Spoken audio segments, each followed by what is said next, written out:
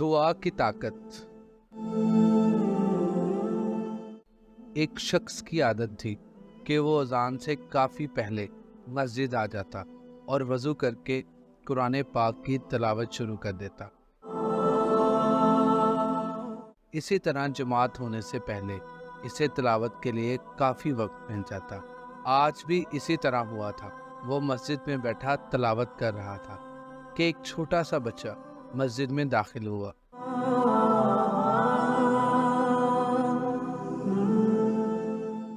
اور ہاتھ منہ دھو کر مسجد کے ایک کونے میں بیٹھ گیا۔ اس نے مسکرا کے بچے کی طرف دیکھا تو بچے نے بھی مسکراہٹ سے جواب دیا۔ وہ سر جھکا کر پھر تلاوت میں مشغول ہو گیا۔ تھوڑی دیر بعد تلاوت کے دوران اس نے سر اٹھا کے بچے کو دیکھا تو وہ چھوٹا سا بچہ اپنے ننھے ہاتھ اٹھا کے آنکھیں بند کر کے دعا مانگ رہا تھا۔ اس کے لبوں پہ مسکراہٹ پھیل گئی۔ بچے کا دعا مانگنے کا انداز اتنا پیارا تھا کہ وہ بے ساختہ قرآن مجید بند کر کے اسے دیکھنے لگا۔ تھوڑی دیر بعد اس بچے نے دعا ختم کی اور باہر جانے لگا تو اس کا دل چاہا کہ وہ اس بچے کی حوصلہ افزائی کے لیے اسے کچھ دے۔ اس نے بچے کو پاس بلایا اور سر پہ ہاتھ پھیر کر اس کو 100 کا نوٹ دیا۔ بچے نے تھوڑی سی ہچکچاہٹ کے بعد وہ نوٹ قبول کر لیا۔ اس نے بچے سے پوچھا کہ بتاؤ تم اللہ سے کیا دعا مانگ رہے تھے؟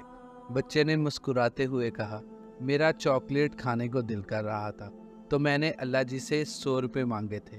یہ کہہ کے وہ چلا گیا۔ بچے کے جانے کے بعد وہ اسی سمت دیکھتا رہا جس طرف وہ بچہ گیا تھا، جو اسے یقین اور اخلاص سے دعا مانگنے کا ایک طریقہ سکھا گیا تھا۔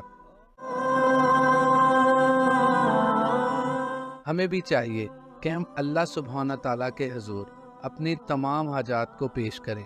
بے شک وہی اپنے خزانوں سے عطا کرنے والا ہے، اور اپنے بچوں کو بھی اسی بات کی ترغیب دیں کہ وہ اپنی حاجات کو اپنے رب العالمین سے لینے والے بنیں، نہ کہ مخلوق کے آگے ہاتھ پھیلائیں۔ امید ہے کہ آج کی یہ سبق آموز کہانی آپ کو ضرور پسند آئی ہوگی۔ اسی طرح کی مزید ویڈیوز دیکھنے کے لیے میرے چینل کو سبسکرائب کریں اور بیل آئیکن پریس کرنا مت بھولیے گا۔ جزاک اللہ۔